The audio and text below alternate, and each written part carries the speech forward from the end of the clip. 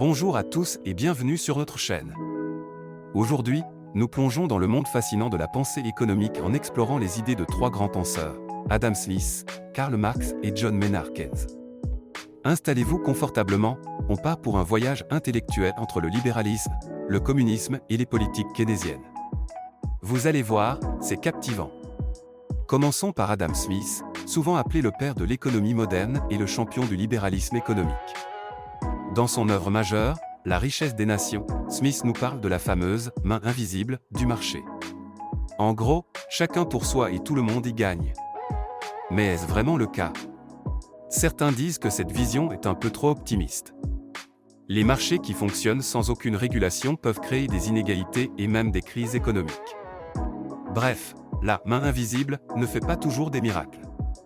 Passons maintenant à Karl Marx et son approche radicale du communisme. Marx, avec ses œuvres comme Le Capital et Le Manifeste du Parti communiste, voit le capitalisme comme un système où les travailleurs sont exploités par les capitalistes. Sa solution? Une révolution pour créer une société sans classe. Mais là encore, c'est pas si simple. Les tentatives de mise en œuvre du communisme ont souvent conduit à des régimes autoritaires et des violations des droits de l'homme. Une utopie qui vire parfois au cauchemar. Comparons un peu le libéralisme et le communisme. D'un côté, on valorise la propriété privée et l'initiative individuelle.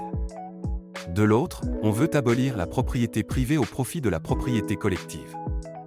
Deux visions du monde diamétralement opposées. Enfin, parlons de John Maynard Keynes, le gourou des politiques économiques du XXe siècle. Keynes pensait que l'État devait intervenir pour relancer l'économie en période de récession. Ses idées ont transformé la manière dont les gouvernements gèrent l'économie. Mais Keynes a aussi ses détracteurs. Certains critiquent l'interventionnisme de l'État, qui peut mener à l'inflation et à des déséquilibres budgétaires. Pas facile de contenter tout le monde. Pour conclure, explorer les idées de Smith, Marx et Keynes, c'est plonger au cœur des débats économiques qui ont façonné notre monde. Chacune de ces théories a ses points forts et ses limites. En continuant d'explorer et de débattre de ces idées, nous pouvons espérer construire un avenir économique plus juste et prospère. Merci de nous avoir rejoints pour ce voyage intellectuel. Si vous avez apprécié cette vidéo, laissez un pouce levé, abonnez-vous à notre chaîne et partagez vos réflexions dans les commentaires. À bientôt pour de nouvelles aventures sur notre chaîne.